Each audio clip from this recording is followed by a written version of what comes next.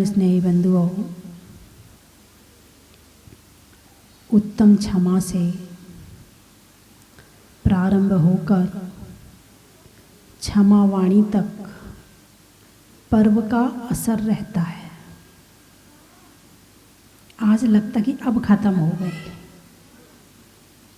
अनंत चतुर्दशी को आखिरी दिन होता है, लेकिन समापन आज महसूस होता है कि आज अब तो पूरे से चले गए 10 लाक्षणी पर्व। बंधुओं, वाणी से क्षमा मांगने कहा है। किससे? वाणी से। तो क्या मन से नहीं मांगना, काया से नहीं मांगना, अकेली वाणी से मांगना है क्या? नहीं, जहाँ वाणी है वहाँ मन भी है और काया भी है, तीनों साथ हो जाएंगे। क्षमा, गलती किसी ने की है उसे क्षमा करना। चल कोई बात नहीं है, बैर नहीं बांधना, उस पर क्रोध नहीं करना, उस पर नाराज नहीं होना, इसका नाम है क्षमा। मन में विकल्प नहीं आना, इसका नाम है क्षमा। एक कमरे में जाला लगे हैं, छिपकली है, धूल जमी है, गंदा हो रहा है कमरा। वो कमरा अच्छा लगेगा या जिस कमरे में सुगंध फैल रही है, साफ सफाई है, बैठने के लिए सोफ़ा है, बहुत अच्छा लग रहा है, वो कमरा अच्छा लगेगा? कहाँ बैठना पसंद करेंगे? अरे बोलिए ना, साफ सफाई वाले में। अच्छा, जहाँ क्रोध की छिपकलियाँ घूम रही हैं, जहाँ धूल जमी है ईर्ष्या की, जहाँ पर द्वेष की मकड़ी ने जाले बना लिए हैं, जहाँ पर नाराज़ी और गुस्सा आदि का कचरा फैला हुआ है, वो कमरा अच्छा लगता है? या जिस कमरे में क्षमा की खुशबू फैली हो, जिस कमरे में भावों की शुद्धि फैली हो, वो कमरा अच्छा लगता है? अब बताइए, अरे बोलिए ना, कौन सा कमरा अच्छा लगता है? हैं? नहीं, ऐसे मत कहो, सच बोलो। हैं? कौन सा वाला कमरा? बैठे किस कमरे में हो, अच्छा तो पसंद अलग बात है और रह रहे हैं वो अलग बात है। पसंद को तो बहुत सुंदर सुंदर कोठियाँ पसंद आती हैं, ज़रूरी थोड़ी कि उनमें जाके रह लेंगे। पसंद कुछ और भी हो सकती है और रहना किसी और मकान में हो सकता है। तो अभी रह कहाँ रही हैं, उस गंदे कमरे में या साफ कमरे में? आत्मा को तो गंदे कमरे में बिठा रखा है और शरीर को साफ कमरे में बिठा रखा है। बात समझ में आई कि नहीं आई? ये शरीर जो है ना, इसको तो साफ कमरे में रखते, इसको गंदे में नहीं रखते, ये बीमार हो जाएगा। आत्मा बीमार हो जाए तो दिखती कहाँ है? कोई बात नहीं है। तो क्रोध एक बीमारी है, क्रोध एक बीमारी है। और बड़ा अच्छा श्लोक आया है, उत्तमा क्षणिक और मध्यमा द्वयपहरे, अधमा अहोरात्रि और नीचे मरणांतकम। जो उत्तम पुरुष होता है उसका क्रोध क्षण मात्र के लिए होता है। जो मध्यम पुरुष होता है उसका क्रोध 6 घंटे के लिए होता है। जो जघन्य पुरुष होता है उसका क्रोध अहोरात्रि यानी दिन और रात यानी 24 घंटे के लिए होता है। और जो नीच पुरुष होता है, अधम पुरुष होता है, उसका क्रोध मरण तक चलता है। कहाँ तक चलता है? मरण तक। अब तो इससे कभी नहीं बोलूँगा, चाहे कुछ हो जाए। तो कहने का अभिप्राय मेरा ये है कि क्रोध को बांधा भी जाता है। जैसे अचार है, एक ताज़ा अचार होता है, एक अचार हो गया तुरंत बनाया खा लिया, एक 6 घंटे का अचार हो गया, एक 24 घंटे का अचार हो गया, और एक साल भर पुराना अचार है। कौन सा अचार खाने में मज़ा आता है? अरे बोलिए ना। देखो, खाने में तो पुराने वाला मज़ा आता है। तो जो बैर है ना, वो क्रोध का अचार या मुरब्बा है। क्रोध का अचार या मुरब्बा मान के चलो। तो क्रोध का गल जाना क्रोध का अंदर में गांठ पड़ जाना, तो अचार या मुरब्बा तो गल गया, क्रोध क्या हो गया, गल गया। कमठ का क्रोध कैसा था, अरे बोलिए ना, कहाँ ले गया, नरक। कभी सांप बनाया, कभी बिच्छू बनाया, कभी मतलब ऐसी ऐसी गति में, कभी शेर बनाया, कभी भील बनाया, कभी नारकी बनाया। किसने, बैर ने। यह बैर महा दुखदाई है, यह बैर न बैर मिटाता है, और यह बैर निरंतर प्राणी को भव सागर में भटकाता है। सबसे पहले तो क्रोध करना नहीं, क्रोध हो भी गया तो क्षण भर में नष्ट कर दो। यदि 6 घंटे भी चल गया तो भी ठीक है, 24 घंटे में ख़त्म हो गया तो भी ठीक है। मगर कुछ लोगों का क्रोध तो ऐसा होता है कि निरंतर लगातार चलता रहता है। यानी कि जब कभी कभी तो भाइयों भाइयों में भी ऐसा हो जाता है। धन से ज़्यादा क्षमा की कीमत है, या क्षमा की कीमत ज़्यादा है, या धन की कीमत ज़्यादा है। बहुत सारे तो चले गए। मतलब ये है कि इंसान हीरे की कीमत जानता है, नोट की कीमत जानता है, घर वालों की कीमत जानता है, बच्चों की कीमत जानता है, मकान की कीमत जानता है, गाड़ी की कीमत जानता है, मगर क्षमा की कीमत, ये इस बात का प्रतीक है। और हमारे बच्चों में तो, जब हमारे बड़ों में इतनी बात नहीं है तो बच्चों में कहाँ से आएगी। क्षमावाणी एक ऐसा पर्व है जो 3 महीने में या साल भर में जो कचरा इकट्ठा हो गया है उसको साफ करने का दिन आज का है। यदि क्षमावाणी पर्व के प्रति ही उत्साह नहीं रहेगा तो जिंदगी में कभी शांति भी मिलने वाली है ही नहीं है। क्षमावाणी पर्व के दिन तो ऐसा उत्साह होना चाहिए, आज सबसे क्षमा मांगना है, आज तो जरूर जाना है, आज तो जाए बिना नहीं रहना, दुकान भले देर से खोल लूँ मगर आज जाना जरूर है, ऐसा उत्साह रहना चाहिए अंदर में। लेकिन दुकान के प्रति उत्साह रहता, जल्दी जाके खोलना है। क्षमा तो हर साल आती रहती है, दुकान तो रोज खोलना पड़ता है। बंधुओं, धर्म की कीमत जो नहीं जानता है, समझना वो सुख की कीमत नहीं जानता है। जो सुख की कीमत जानता है कि सुख आता कहाँ से है, सुख आने का रास्ता कहाँ है, सुख कौन कौन से रास्तों से आता है, जब यही नहीं पता है तो पुराना पुण्य बैठ के खा लेंगे और आने वाले समय में तो फिर जो होना है वो होना है, उसे कोई टाल नहीं सकता है। तो आज क्षमा वाणी पर्व है, क्षमा वाणी पर्व है। ऐसा पर्व किसी धर्म में नहीं मनाया जाता, आपने कभी नहीं सुना होगा। 365 दिन में बहुत सारे डे आते हैं, बहुत सारे डे आते हैं, है ना। कभी फ्रेंडशिप डे, कभी father's day, mother's day, teacher's day, और एक और आता है, वो कब आता है, वो कौन सा होता है जिसमें फूल दिया जाता है, क्या होता है वो, वैलेंटाइन डे। हाँ, सब दिन आते हैं मगर क्षमा वाणी का कोई दिन हो तो बताओ। क्षमा वाणी का कोई दिन नहीं है।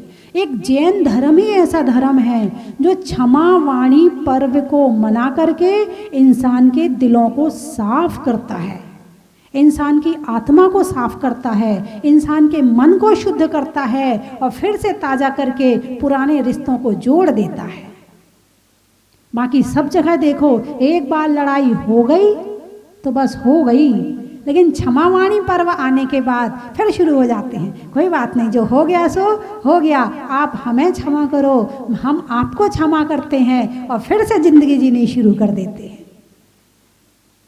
इंसान है, गलती तो होती है। जो गलती पर करे गलती उसे हैवान कहते हैं, जो गलती को नहीं छोड़े उसे शैतान कहते हैं, जो गलती कर सुधरता है उसे इंसान कहते हैं, और जो गलती छोड़ बैठा है उसे भगवान कहते हैं।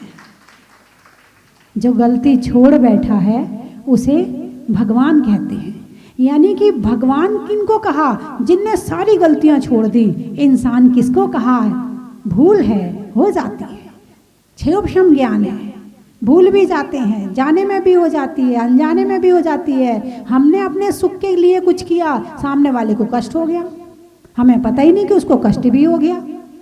ऐसा भी बहुत बार होता है, और ऐसा बहुत बार नहीं, होता ही रहता है। यदि घर में माँ ने एक बच्चे की तारीफ कर दी, माँ ने 2 बच्चे हैं घर में, और माँ ने एक बच्चे की तारीफ कर दी, आप बताइए दूसरे बच्चे को कष्ट होगा कि नहीं होगा? होगा। क्यों होगा? इसमें कष्ट वाली क्या बात है? हैं? अब मान लो कमेटी है, कमेटी में एक की तारीफ कर दी और बाकी की नहीं करी, अब क्या होगा? माता जी खराब हैं या क्या है बताओ?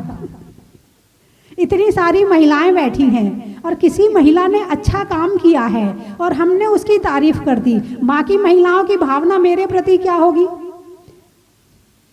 उस महिला के प्रति क्या होगी? अच्छा बढ़िया ही बहुत बनती है, हाँ अपने आप को बहुत इतरा रही है। देखो, यदि एक की तारीफ कर दी, दूसरे को कष्ट अपने आप हो गया। कष्ट क्यों हुआ? इस कष्ट का कारण समझो। इस कष्ट का कारण है अहंकार को चोट लगी। एक होती है गुणग्राही दृष्टि जो विनय के माध्यम से आती है, और एक होती है अहंकार की दृष्टि जो अहंकार के माध्यम से आती है कि यदि सामने वाले की प्रशंसा हुई है, भले मैंने कुछ नहीं किया मगर मैं भी तो कुछ हूं। बात समझ में आई कि नहीं आई? मैं भी तो कुछ हूं। जहां मैं कुछ हूं बस उसको चोट लग जाती है। एक की तारीफ, देवरानी की तारीफ यदि सास ने कर दी और जेठानी की नहीं करी, अब बताओ क्या होगा? सास की गरम गरम रोटियां बंद हो जाएंगी जेठानी की तरफ से। हाँ कर लो तारीफ, वही खिला देगी आपको रोटी। हाँ उसी की जो तारीफ करती हो ना, उसी की बड़ाई करती रहती, वही खिलाएगी आपको रोटी। यानी कि अहंकार ऐसा सिर उठाए खड़ा है कि सामने वाले की गुणों की तारीफ भी नहीं सुन सकता है, जबकि वास्तव में उसने अच्छा काम किया है। उसके बाद भी यदि उसकी तारीफ करते हैं तो जिसने काम नहीं किया है उसको भी चोट लगती है। भले मैंने नहीं किया लेकिन मैं भी तो कुछ हूं। बंधुओं, फिर जहां अहंकार आता है फिर वहां क्रोध आता है। क्या आता है? क्रोध आ जाता है। फिर जहां क्रोध आ जाए तो फिर वहां पर और मायाचारी और लोभ अपने आप चले जाते हैं। सब कषाएं अपने आप आ जाती हैं। यदि वर्तमान में सबसे ज्यादा समस्या है तो कहते हैं कि आपस में भी बोलते, अरे उसकी ईगो टकरा रही है। कहते कि नहीं कहते? ये ईगो क्या है? अहंकार ही तो है। ईगो टकरा रही है। क्या टकरा रही है? यानी अहंकार टकराता भी है। वो कहता मैं भी छोटा नहीं, तो वो कहता मैं भी छोटा नहीं। अब देखो दोनों कैसे। पहले जब तक इंसान के पास धन कम होता है तब तक उसकी ईगो कम होती है, तब तक उसका अहंकार कम होता है। वो अपने आप को दीन समझता है, धर्मात्मा अभी भी नहीं है। अपने आप को छोटा समझता है, अपने आप को हीन समझता है, धर्मात्मा अभी भी नहीं है। अहंकार आया तो अपने आप को बड़ा समझने लगा, अहंकार नहीं है तो अपने आप को छोटा समझने लगा। मध्यम में, समता में, धर्म में अभी भी नहीं है कि ना मैं छोटा हूं ना मैं बड़ा हूं, मैं जैसा हूं मैं वैसा हूं। इस भाव में वो अभी भी नहीं है। अब पुण्य के उदय से उसके पास में लक्ष्मी आई, धन आई, तो अब वो टकराने लगा। किनसे? जो उस शहर के सेठ थे, उस शहर के जो बड़े लोग थे। अच्छा वो अपने आप को क्या समझता है? मैं भी बहुत कुछ हूं, आए मेरे सामने मैदान में उतर के देखे। ऐसे भाव आपके आते नहीं होंगे। आपके लिए नहीं कह रही हूं मैं, ये किसी और की बात है। ऐसा होता कि नहीं होता है? यदि सामने वाली पड़ोसन अच्छी सी साड़ी पहन ले तो चोट किसको लगती है? और साड़ी उसने पहनी, पैसा उसका, घर उसका, मकान उसका, और चोट सामने वाली को लग रही। क्यों लग रही है भाई? तुम्हारे पास होगा तुम भी पहन लेना, उसके पास है वो पहन ली।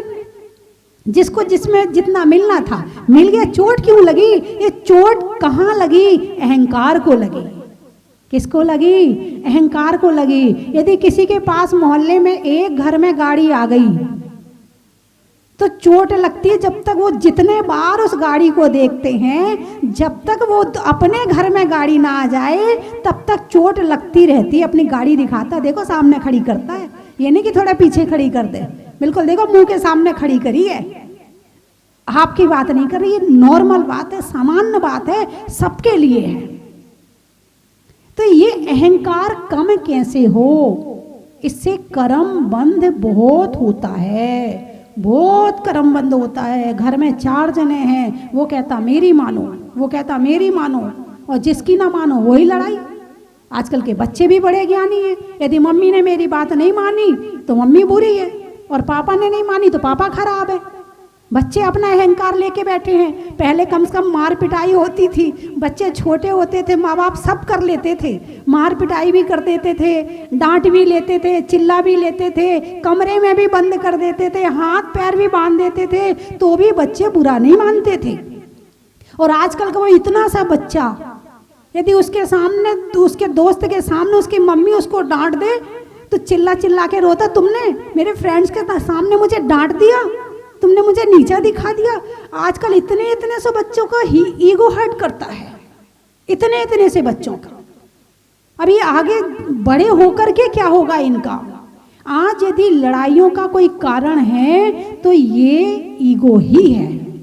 आज पैसे की लड़ाई कम है, आज धन की लड़ाई कम है, जमीन की लड़ाइयाँ कम है। जरा कोर्ट कचहरी में जाकर के देखो, वहाँ जरा अध्ययन करो कि कौन सी लड़ाइयाँ ज़्यादा हैं, तो ईगो वाली लड़ाई ज़्यादा है। अब आप देखो, गर्मियों के दिनों में नल टाइम से आते हैं, टाइम से चले आते हैं, पानी कम आता, पानी की ज़रूरत ज़्यादा होती है। तो जिस मोहल्ले में नल एक होता है और सारे मोहल्ले वाले वहाँ जब पानी भरने के लिए अपने बर्तनों की लाइन लगाते हैं, यदि एक ने अपना बर्तन उठा के आगे रख दिया, अब आप समझ जाओ, अखबार पढ़ने वाले हो, मैं तो अखबार भी नहीं पढ़ती हूँ, हैं, गोलियां चल जाती है कि तूने मेरा बर्तन पीछे कैसे किया। जब पहले रामायण देखने जाते थे तो बोरा फट्टा बिछा के जमीन अपनी करते थे, उनमें से लड़ाइयाँ हो जाती थी। लड़ाई का कोई कारण नहीं है, गाड़ी यहाँ खड़ी करो, वहाँ खड़ी करो, बर्तन यहाँ उठाओ, बर्तन वहाँ रखो, मेरा बेटा आगे क्लास में बैठेगा, पीछे नहीं बैठेगा। लड़ाई किसी भी ईगो कहीं से भी लड़ाई करवा सकता है, कहीं से भी। तू मुझे ऐसे क्यों देख रहा है? अच्छा, ये तेरा देखने का तरीका है क्या? लो हो गई लड़ाई। ईगो कहीं से भी लड़ाई शुरू करवा सकता है और कहां तक पहुंच सकता है, इसका कोई छोर नहीं है। छोर है तो बस नरक को निगोदी कह सकते हैं, इससे ज्यादा कुछ नहीं कह सकते हैं। लेकिन जिसने करी क्षमा वो सबके दिल में जमा। गांठ बांधने में, अहंकार करके क्रोध करने में पुण्य मिलता है कि पाप मिलता? अच्छा ये बताओ। क्रोध, मान, माया, लोभ, 4 कषाय होती हैं, है ना? तो अहंकार के कारण से ज़्यादा ये सब चीज़ें होती हैं। तो अहंकार करने में पुण्य मिलता है कि पाप मिलता है? आप बताइए मुझे, एक सुर में बोलिए। पाप मिलता। पीछे वाले बताएं। अहंकार करने में, अभिमान करने में पुण्य है कि पाप है? पाप है। वाह, फिर तो मुझे कुछ कहने की जरूरत ही नहीं है, क्योंकि यहाँ सारे समझदार बैठे हुए हैं, मुझे कुछ कहने की जरूरत नहीं है। हैं? मैं कैसे छोटा बन जाऊँ? मैं भी अपने घर का राजा हूँ। जब कभी, अब पहले फ़ोन नहीं थे तो फ़ोनों की लड़ाई बची हुई थी, अब मोबाइल की लड़ाई मैंने 2 बार कर दिया, अब उसकी अटकी होगी तो वो करेगी, मैं क्यों करूँ? उसको याद आ रही होगी तो वही करेगी, मैं क्यों करूँ?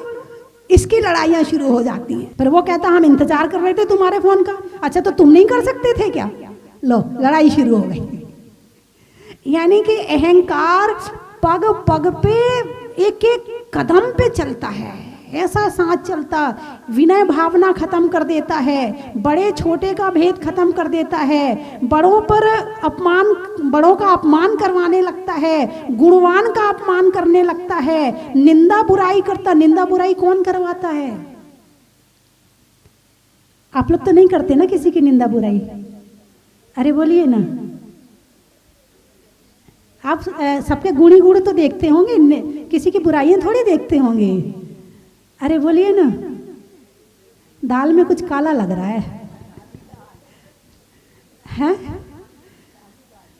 इतना मन लगा के करते हैं, किसी की निंदा करने में जब बैठते हैं इतनी मन लगा के करते कि पूजा में भी इतना मन नहीं लगता जितनी निंदा में लगता है। जब भगवान का नाम लेने के लिए बैठते हैं तब भी भगवान के नाम में इतना मन नहीं लगता जब जितने किसी की बुराई करने में मन लगता है। बिल्कुल मन वचन काय एक करके बुराई करते हैं। ये बुराई कौन करवा रहा है? इन आंखों में दूसरों की बुराइयां कब तक दिखेंगी? जब तक मैं बड़ा हूँ, अहंकार है मेरे अंदर, तब तक मुझे दूसरों में दोष नजर आएंगे। वो ऐसा है, वो ऐसा है, वो ऐसा, उसमें ऐसी कमी है, उसमें ऐसी कमी है, वो ऐसे नहीं रहता है, वो ऐसे नहीं चलता है, वो ऐसे खाता है, वो ऐसे बोलता है। दूसरे में कमी कमी नजर आएंगी। ये देख रहे हैं ना आप, ये उंगली क्या कर रही है? दूसरे की कमी दिखा रही है। क्या कर रही है? हाँ जी, ये उंगली क्या कर रही है? दूसरे की कमी दिखा रही है।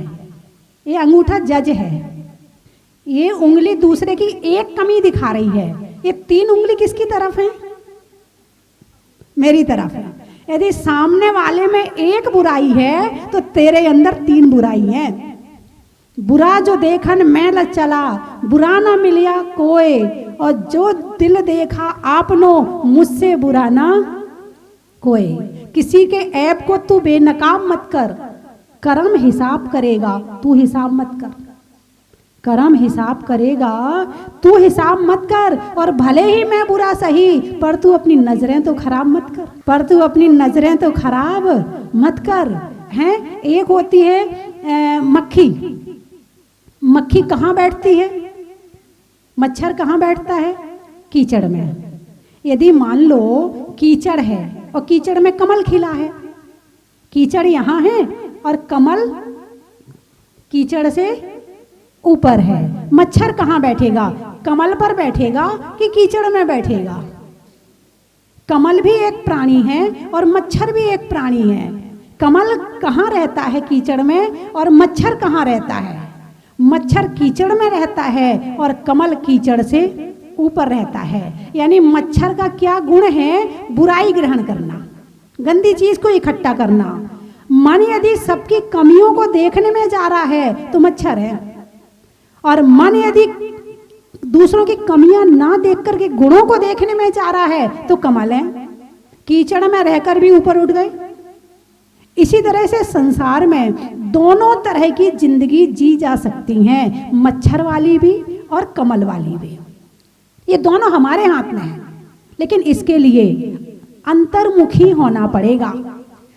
24 घंटे में आधा घंटा अंतर्मुखी होकर के बैठो, अपनी कमियों को देखो कि मेरे से कल से आज तक कितनी गलतियां हुई, मैंने किस किस की कमी देखी, मैंने किस किस की बुराई करी, मैंने कितनी दूसरों को चोट पहुंचाई, मुझे क्या कर। आधा घंटा अंतर्मुखी दृष्टि करके बैठ करके यदि आप बैठ जाओगे तो निश्चित है कि वो आधा घंटा की दृष्टि आपके 23.5 घंटे पर भारी पड़ जाएगी और मन से अभिमान की भावनाएं कम होने लगेंगी। तो इसीलिए क्षमा वाणी के दिन क्षमा मांगने का काम करना है। किसका काम करना है? अच्छा, मांगना अकेले किससे मांगना? अच्छा, ये पूछ तो लूँ मैं, क्षमा किससे मांगना है? अपनी सहेलियों से। क्षमा वाणी किसके लिए आती है? अपनी सहेलियों से क्षमा मांगने, मित्रों से क्षमा मांगने। किससे क्षमा मांगने के लिए आती है? हाँ, उत्तम क्षमा। मैंने कितने बार सिखाया कि उत्तम क्षमा शब्द अकेले मत कहा करो। मैं 7 साल से सिखा रही हूँ, 7 साल से, लेकिन 7 साल में मजाल है कि अपनी लाइन से हट जाए। अभिमान क्षमा मांगने में भी नहीं भागता है। क्षमा मांगते समय भी अभिमान तैयार खड़ा रहता है, अभिमान नीचा ना हो जाए। उत्तम क्षमा, अभी उत्तम क्षमा में है क्या? तुमने दी है या मांगी है? ईगो कहता है मांग मत ले, छोटा बन जाएगा। हैं? ये स्पष्ट बोलो, क्लियर बोलो, मन से, वचन से, काय से, क्रस से, कारित अनुमोदना से। जो भी गलती हुई हो, जो आपके दिल को चोट लगी हो, हम हृदय से क्षमा मांगते हैं। लेकिन नहीं, उत्तम क्षमा हो गई। उत्तम क्षमा यहाँ भी अहंकार को बचा के रखे हैं कोने में, कहीं कम ना हो जाइए। बिल्कुल ठीक बात है। क्षमा मांगते हुए भी अहंकार तैयार खड़ा है और ज़्यादा हुआ तो मोबाइल में क्षमा मांग ली, एक ग्रुप में पूरा डाल दिया सबसे क्षमा। अलग से काय को मांगे, हमने हमारा तो काम था सबसे क्षमा मांगना, हमने डाल दिया अलग अलग। कौन कौन से मांगेंगे, हम नहीं मांगने वाले। ऐसे भी होंगे, ऐसे लोग भी होंगे। हाँ, क्षमा मांगना एक इतना बड़ा धर्म है, इतना बड़ा धर्म है। मैं ये बताती हूँ, यदि वास्तव में ये क्षमा वाणी हृदय से पालन कर ली जाए तो पारसनाथ भगवान जैसे भगवान बन जाओगे। भगवान बना सकती है क्षमा वाणी पर। लेकिन नहीं, अहंकार को बचा बचा के जब क्षमा मांगोगे तो फिर कहाँ से क्षमा वाणी, तुमने वाणी से क्षमा नहीं मांग पाए। और हमारे भानु जी ने पूरी समाज की इकट्ठी क्षमा मंगवा दी, तो अब तो जरूरत ही नहीं समाज को क्षमा मांगने की, सामूहिक क्षमा वाणी हो गई। अब तो अपनी गलतियों का प्रायश्चित और पश्चाताप सबसे बड़ी क्षमा है। और सबसे बड़ी बात है, अहंकार करते हैं, क्रोध करते हैं, मान करते हैं, इससे सबसे ज़्यादा कष्ट पहले खुद को होता है, बाद में दूसरों को होता है। क्रोध करने में पहले तुम्हें अपना दिमाग खराब करना पड़ता है या पहले सामने वाले का होता है? अरे बोलिए ना, पहले खुद का होता है। तो गलती पहले किसके प्रति करी? खुद के प्रति, बाद में दूसरे के प्रति। तो पहले क्षमा किससे मांगनी चाहिए? ईमानदारी की बात बताओ। पहली क्षमा तो खुद से मांगनी चाहिए कि हे आत्मन, मैंने तुझे क्रोध से, मान, माया, चारी, लोभ, हिंसा, झूठ, चोरी, कुशील, परिग्रह से, राग, द्वेष, मोह में खूब सताया, खूब पीड़ा दी। कभी शरीर के पीछे, कभी आंखों के पीछे, कभी ईगो के पीछे खूब पीड़ा दी है। हे आत्मन, मुझे क्षमा कर और ऐसे भाव बने कि मैं इन सब चीज़ों को छोड़ सकूं। बंधुओं, क्षमावाणी पर्व वर्ष में 3 बार आता है, क्योंकि यदि 6 महीने से ऊपर की कषाय चली गई तो वो अनंतानुबंधी बन जाती है। और अप्रत्याख्यान 3 महीने से ऊपर, 6 महीने के नीचे और 3 महीने के अंदर। तो जो श्रावक है, चौथे गुण स्थान वाला, उसकी अनंतानुबंधी कषाय का त्याग है। और जो अप्रत्याख्यान त्याग वाला श्रावक है, उसको 3 महीने के अंदर समाप्त कर लेता है। तो ऐसे 3 महीने के अंदर जो कषाय समाप्त हो गई, इसीलिए साल में 3 बार क्षमा वाणी आती है, लेकिन मनाते एक बार है, एक बार है। वो भी महाराज जी, माता जी बता देते हैं तो पता चल जाता है, थोड़ा बहुत प्रवचन कर लेते हैं तो पता चल जाता है कि क्षमा वाणी क्या होती है। वरना तो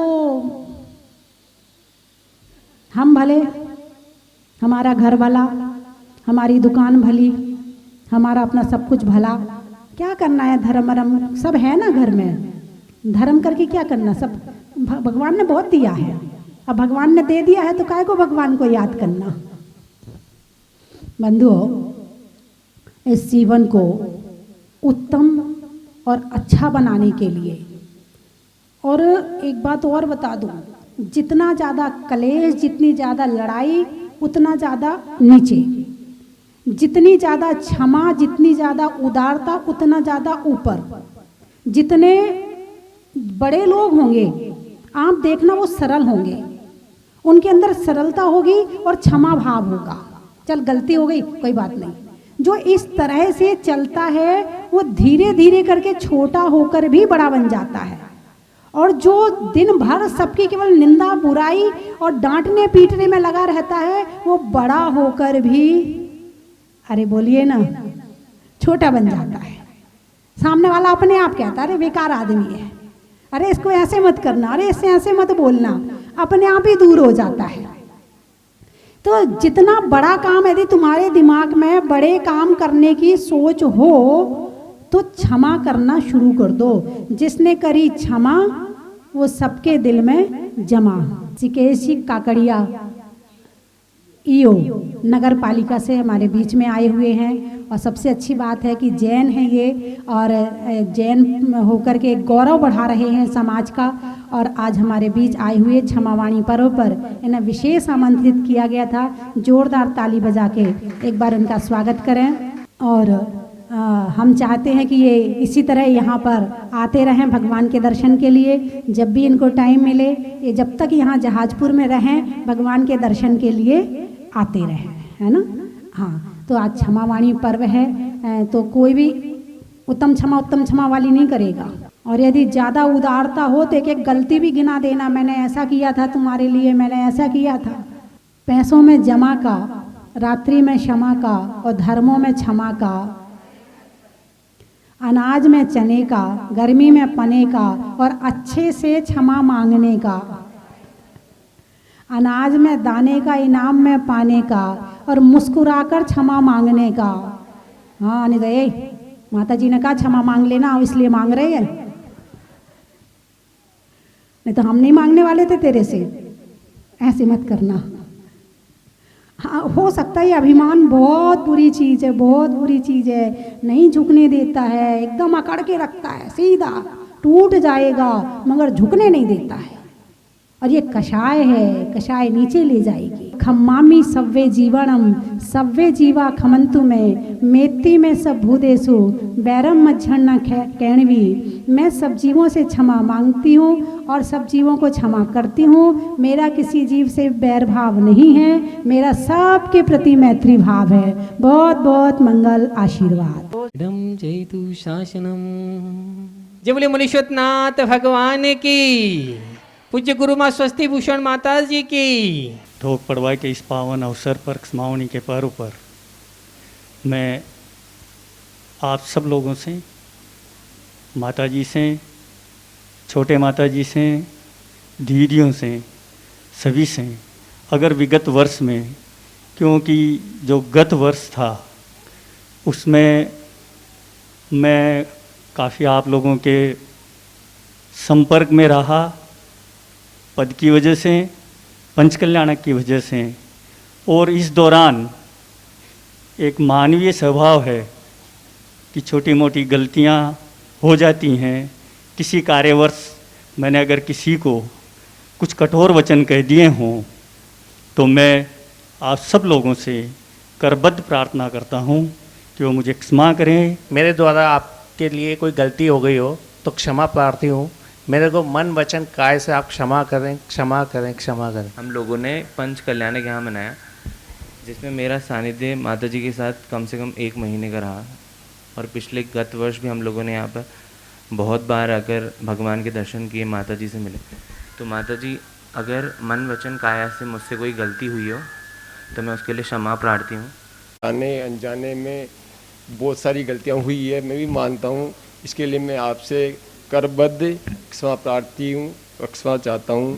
थाम लो इन्हें हर पल के लिए, ये वक्त तो रेत की तरह यूं ही चला गया, बस दे गया कोरोना में मास्क और सैनिटाइज की कुछ यादें, और दे गया कोरोना में मास्क और सैनिटाइज की कुछ यादें।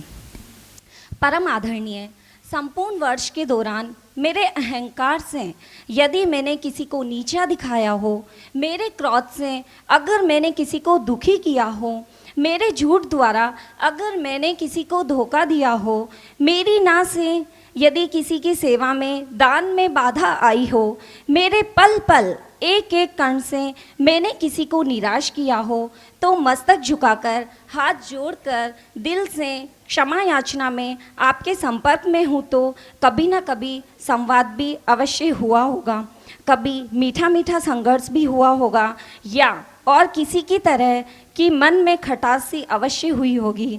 उन सभी शब्दों और मेरे किसी आचरण या मेरी वजह से किसी भी तरह से आपके दिल को दर्द पहुंचा हो तो उसके लिए करबद्ध क्षमा मांगते हुए और सभी राग और द्वेषों को दूर करते हुए मन वचन काय से मेरे परिवार की तरफ से मैं आपसे क्षमा याचना करती हूँ। मेरे द्वारा जाने अनजाने में कृत कारित अनुमोदना से मेरे अहंकारवश बहुत सी बार मुझे पता है मेरे को क्रोध बहुत जल्दी आ जाता है। मैंने बहुत सी बार जी माता जी के समक्ष ऐसी चेष्टा की है जो मुझे नहीं करना चाहिए था। मैं आज पूरे मन से, अपने हृदय से, हृदय के कण कण से, अपने अंतरंग से पूज्य माता जी के पावन चरणों में, पूरे संघ में पूज्य छोटी माता जी, प्रियंका दीदी, शालू दीदी, पूरे संघ के पावन चरणों में मैं हृदय से क्षमा याचना करता हूँ। वंदामी माता जी, वंदामी वंदामी। भूल से अगर भूल हुई, उस भूल को भुला देना, भूलना सिर्फ भूल को, मुझको न भुला देना, मुझको न भुला देना। आपका वात्सल्य, आपका प्रेम, आपका आशीर्वाद, आपकी करुणा इसी प्रकार हम सब पर बरसती रहे। चलते हैं आज क्षमावाणी पर्व के पावन दिन पर पूज्य माता जी का मंगलमय आशीर्वाद हम सबको मिले। अस्ति भूषण तुमको सत सत नमन महाज्ञानी, तेरी हम पर रहे मेहरबानी। वंदामी वंदामी। क्षमा याचू क्षमा कर दो, विनय कर जोड़ मेरी है। क्षमा याचू क्षमा कर दो, विनय कर जोड़ मेरी है। मिटाना देश कालुसता, बजा कर प्रेम भेरी है। विगत मैंने कसायों के पसी हो, बहने बोले हो, हुआ है कष्ट तुमको तो हुए हृदय में फफोले हो। दवाई ले क्षमाया करो, अब नाही देरी है।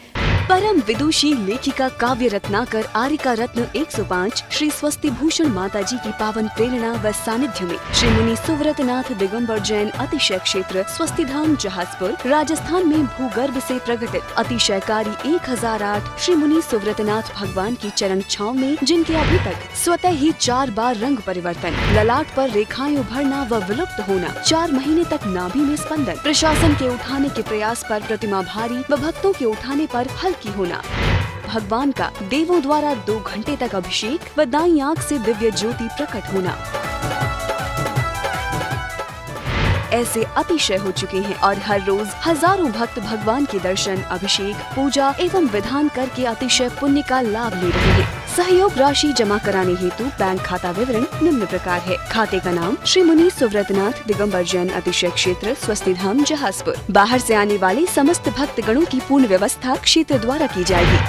अधिक जानकारी के लिए संपर्क करें 9782063107, 8824620107।